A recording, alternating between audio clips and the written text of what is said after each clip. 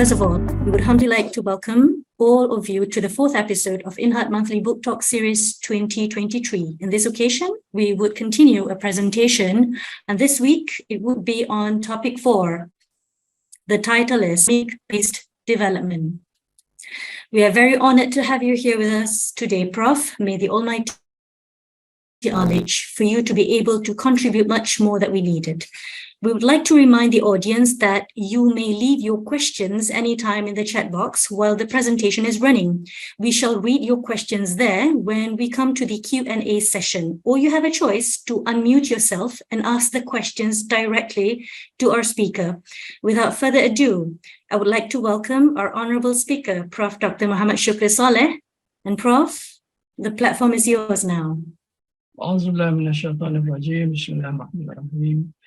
Alhamdulillah Rabbil Alameen, Assalatu wassalamu ala ashrafil mursalin, Sayyidina Muhammadin wa ala alihi wa sahbihi ajma'in, wa la hawla wa la quwwata illa billahi al-azim, Shafullah azim, Mustafa. Thank you very much, Sister Noor Slida, Dr. Noor Husna, brothers and sisters. Alhamdulillah, we are able to meet today with the Biiznillah, with the will of Allah subhanahu wa ta'ala. And today, inshallah, we'll continue into the second principle of the Islamic-based development. There is the actors of Islamic-based development. And it is common sense that whatever that we do, there must be actors.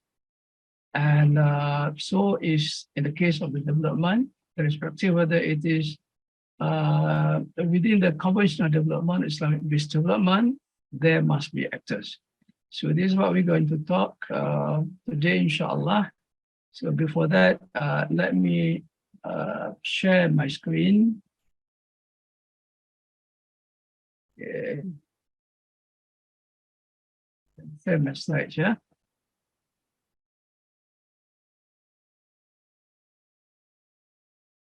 Right, can you see, Dr. No? Yes, Prof, we could see your slide. Alhamdulillah. So as I said, the topics of discussion today is the on the second principle of Islamic-based development, and we're going to talk specifically on the actors of Islamic-based development, inshallah. And actually, this is one of the chapters I have devoted one of the chapters in this book, the earlier chapters of this book, on the actors of development, because I think the actors is very important, and we have to know what are the actors of Islamic-based development as opposed to the conventional and the actors of the conventional development. Actually, there is no difference in the perceptions of the human beings as actors, both in conventional development theories and Islamic-based development theories. Both are saying that the actors of development are human beings. And for this, I think we have to differentiate between two kinds of human beings. Yeah? Number one is the Homo erectus, and the other one is Homo sapiens. Some scholars are saying that Homo erectus are human beings, which have been created by Allah subhanahu wa ta'ala before Allah subhanahu wa ta'ala created human beings as we are today. And when Allah told the Malaika that He is going to create human beings, and we came to know from the Quran that the Malaika was saying, the angels were asking Allah subhanahu wa ta'ala, you're going to create another kinds of human beings, whilst the one that you created are making havoc, killing each other. So, but Allah was saying that He knows best what He's creating. So some scholars are saying that the groups of human beings which has been referred by the angels were called Homo erectus. They kill each other, they fight each other, they don't really have any intelligence, and this is kind of the human beings at that moment. I'm not too sure whether we can consider them as human beings or not, but the concept is Homo erectus, yeah? And then later on, beginning with the Nabi Adam, with the Prophet of Adam, and then Allah created the human beings, which now we call Homo sapiens. And yet Homo sapiens are divided into two. There is Homo economicus, the human beings which devoted themselves to merely economics, and the other one is Homo Islamicus. There is the human beings with iman and taqwa submitting to Allah subhanahu wa ta'ala. And then in the case of conventional development, we can say that the actors are referring to Homo economicus. The human beings were very interested and confined to function as an economic human beings rather than Islamic human beings. And we can consider them as pseudo-humans because we can see in their theories, they are very interested in physical parts of the human beings, or even if these invisible parts of human beings, there must be the parts that are able to fulfill their aims to maximize the productions and also to maximize the consumption. So let's see, for instance, in the simple production functions of the conventional economics, you can see that production is equal to the function of TMBKN.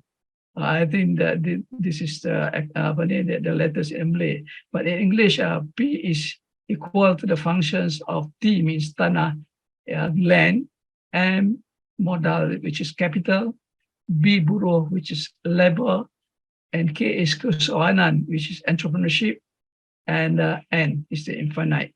So meaning that in order to produce anything, you have to have the land, the capital, the labor, the entrepreneurship, and etc., which deems to be fit into producing the products that we are trying to produce. So you will see in this simple function, this is very the very basic functions of the production process in the conventional development. We can hardly identify the involvement of human beings in this. Yes, land, that definitely is not human beings. Labor, yes, but when we take into consideration the labor, it is not the labor of a complete human beings. They are thinking of the intelligence, for instance, the physical fitness, the skills, but they miss to consider the iman, the taqwa, and the other spiritual parts of the human beings, such as nafsu, and kalbu, and the others. So they are interested in human beings to exploit whatever the human beings have to maximize the production and also the consumption. And therefore, they don't really see human beings as holistic human beings. That is why some say that in conventional development theories, and so is in Islamic economic theories, and in conventional economic theories, they refer the actors as human economicus. They're definitely Homo sapiens, but they are only taking into consideration only parts of the Homo sapiens and not the whole human sapiens. And this is definitely quite different from the actors, the humans in Islamic-based development, which we terms them as Homo Islamicus. We are considering human beings as a holistic human beings, which involves spiritual and physical parts of human beings. And their functions are very clear. They are the servants and vicegerents of Allah subhanahu wa ta'ala. And the servants of Allah subhanahu wa ta'ala, the functions as the servants of Allah subhanahu wa ta'ala was said since the realms of ruh, or during the world of soul, before we emerge into this particular world. And before that, all of us in the form of ruh, in the form of the souls, agree to Allah subhanahu wa ta'ala that we are the servants of Allah, and Allah is our creator, Allah is our God. And like told by Allah subhanahu wa ta'ala in the Quran, Bismillahirrahmanirrahim, alastu bi rabbikum, qalu bala shahidina. This is very exactly. So meaning that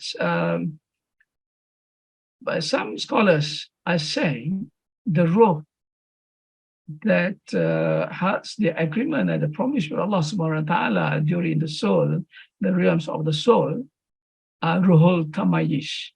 Ruhul tamayish. This is the essence of the human beings.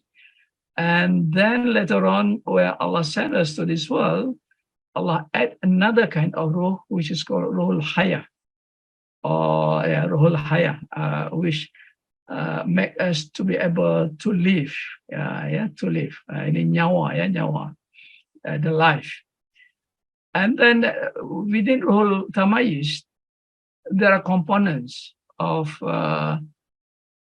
the three components, of very basic components of the ruhul tamayish, which is the akal, and which they call the intellect, and the qalb, which is the heart, the spiritual heart, and then the passions or the nafs, the lust.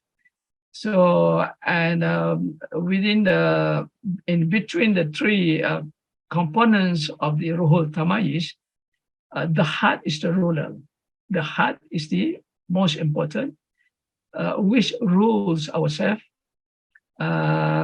If we have a good heart, and then inshallah we will have the good intellects, the good akal, and also the good nafs. So we'll see into a further detail in this. When we talk about qalb, and then we will talk about tamayish, it relates very much to iman, to the faith, to our faith as a Muslim. The Muslim scholar is saying that there are 5 levels of faith. 5 levels of faith. The first one, the lowest one, is the iman taqlid. This is the iman of the human beings which only follow follow anything without any knowledge.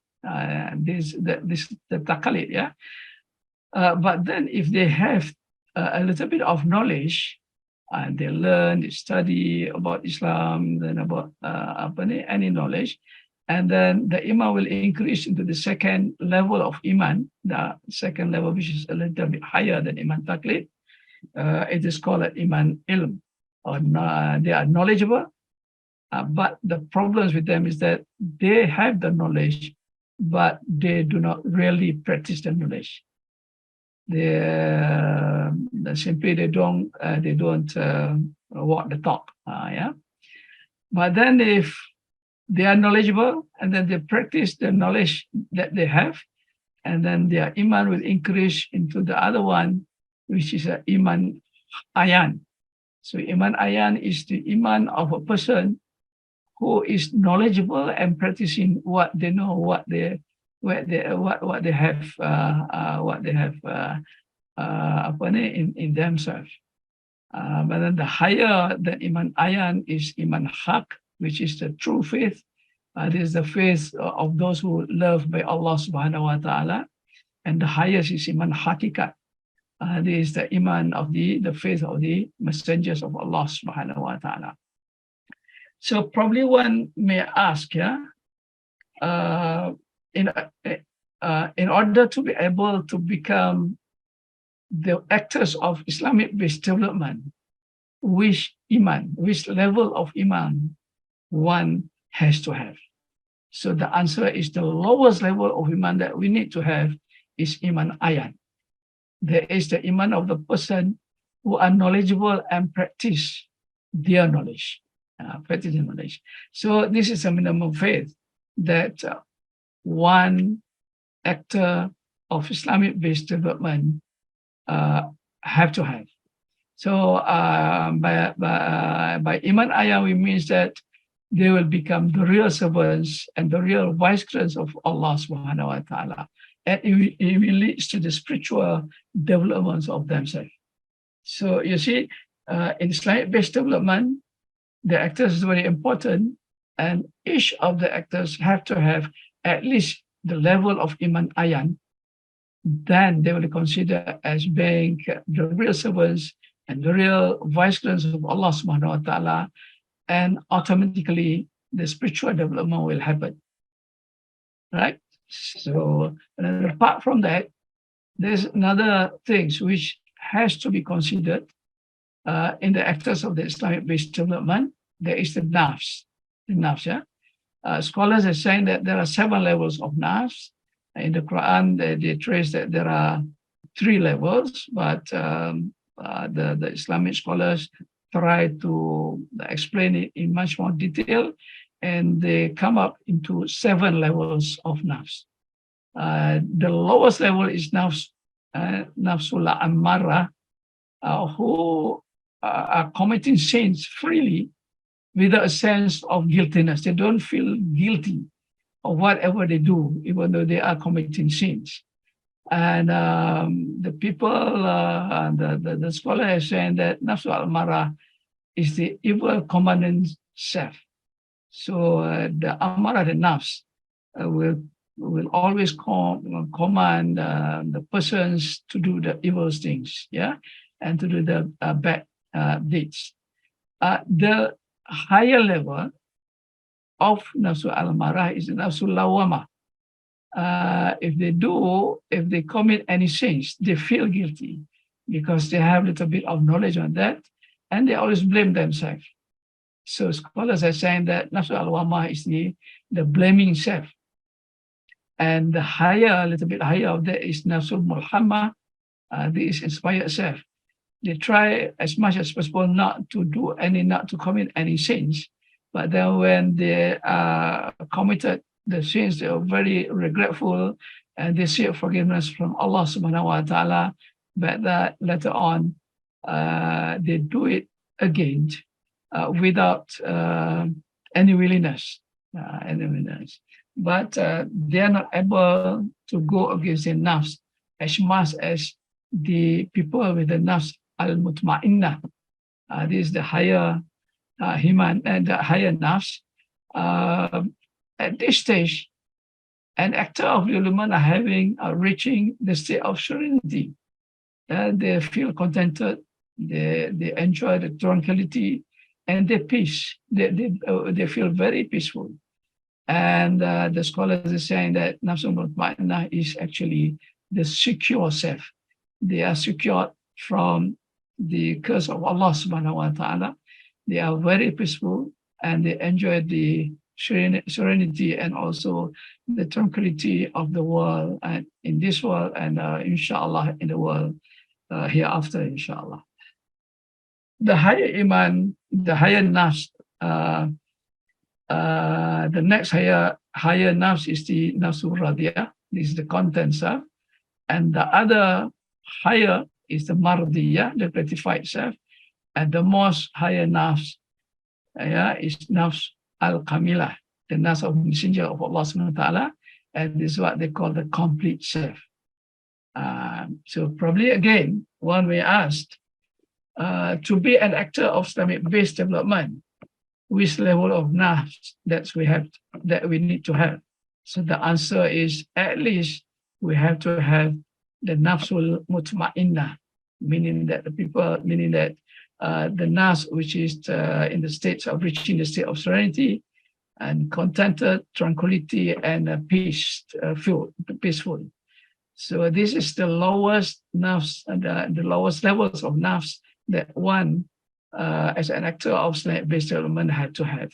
And again, with that kind of nafs, and then they'll become the real servants of Allah subhanahu wa ta'ala, and also the real vicegerent of Allah subhanahu wa ta'ala. And again, it will lead to the spiritual development of the self, of the actors of development.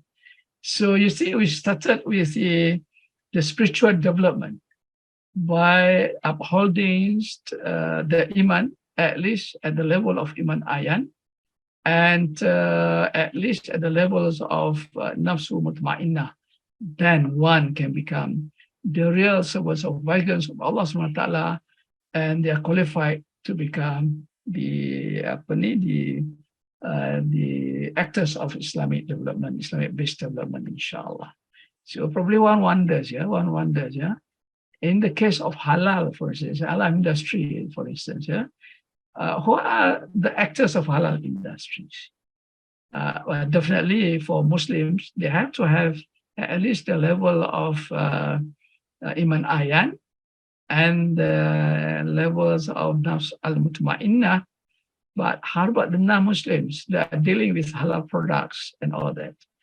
I've yet to find any answer on that, and probably you can ask our stars, our Muslim scholars, to come up to this. But then again, I think INHART has to take into account this kind of things, inshallah, if we were to become the actors of halal industries, inshallah.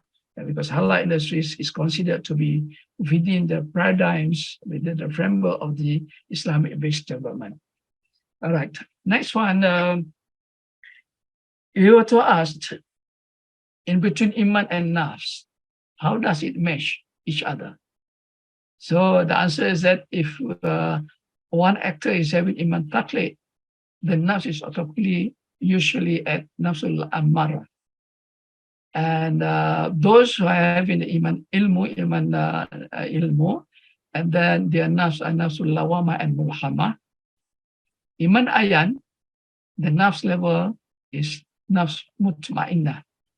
Yeah, so that's why I was saying that actually to be an actor of Islamic-based development, we have to have at least iman ayan, and it automatically relates to nafsu mutmainnah at the level of nafsu mutmainnah. We cannot say that, I have iman ayan, but my nafs is nafs al-ammara. No, it cannot be like that, because automatically when we have iman ayan, your nafs will be mutmainnah. And if we have iman taqlid, automatically that we will have the nafsul ammara.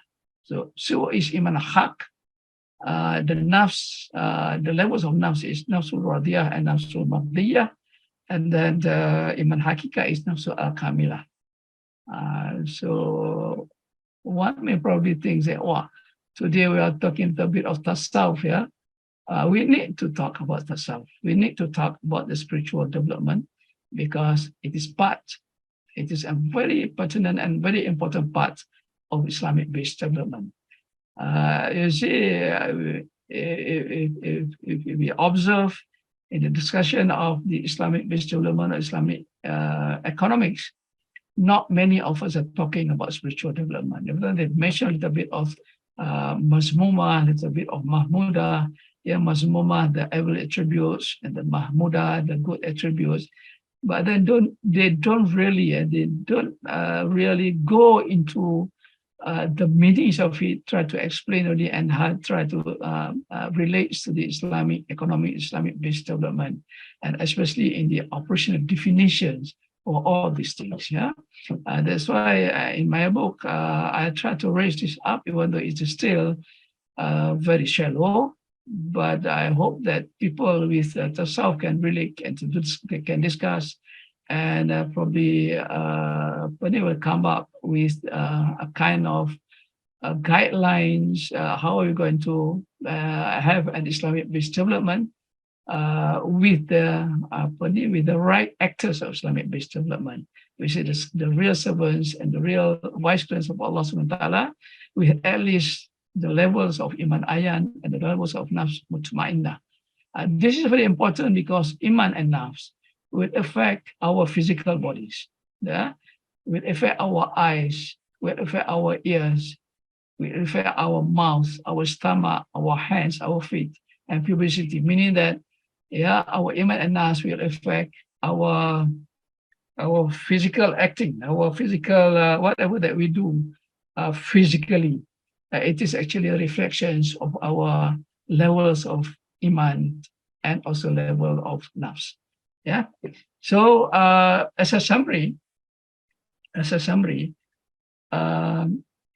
am trying to express myself that in Islamic-based development, we have to maintain the status of human beings. What are the status of human beings? they are the servants of Allah subhanahu wa ta'ala and the vicegerents of Allah subhanahu wa ta'ala. So we're not going to say that we have achieved to establish an Islamic-based development by the people who have destroyed the status, meaning that they are not considering themselves as servants and vicegerents of Allah subhanahu wa ta'ala anymore, either indirectly or directly. And we cannot consider the development that they have established as Islamic-based development. And I think so is in the case of halal industries, of halal products. I think we cannot see that actually we have established, we have accomplished a good achievement in the halal industries if the actors of the halal industries are not really the servants and vicegerents of Allah subhanahu wa ta'ala, meaning that they are not having the iman ayan and the nafs al-mutmainnah, because most probably they will think more of the profit rather than of the welfare of the people, and rather than to establish a lifestyle of halal lifestyle. As you can see that in the discussion of the halal nowadays, we can see hardly about discussion on the halal as a lifestyle, while actually during the Prophet sallallahu alaihi wasallam, also the Khulafa al-Rashidin, and also in the Islamic community, we can see that halal is actually a lifestyle rather than merely an economic activities or merely a commercial activities, right? That is one. Number two, human status. Probably one may ask, what are the status of human beings? As I've said just now, the human status is measured by iman and nafs, and the levels is iman ayan and nafs mutmainnah. There is the list. If it is higher, then it is better, inshallah. And the third one is that we can conclude that actors of Islamic-based development are human beings who defend their status. At least iman ayan and nafs mutmainnah. And therefore, if you were to establish an Islamic-based development, or you want to establish any halal activities, then we have to raise the iman of the actors to at least the level of iman ayan nafs mutmainnah, inshallah. And especially definitely in INHART, for instance, and hopefully that, inshallah, every one of us in INHART, I am saying every one of us, that includes me as well, because I am considered as one of INHART punya contributor lah, if I may say so, if we can accept that. So I think we have to raise our iman and nafs at the levels of at least iman ayah and nafsul mutmainnah, inshallah, and therefore we can establish INHART in a way that blessed by Allah subhanahu wa ta'ala, inshallah. So I think that's all for now, Dr. Yuslida. Thank you very much. Assalamu alaikum wa rahmatullahi wa barakatuh.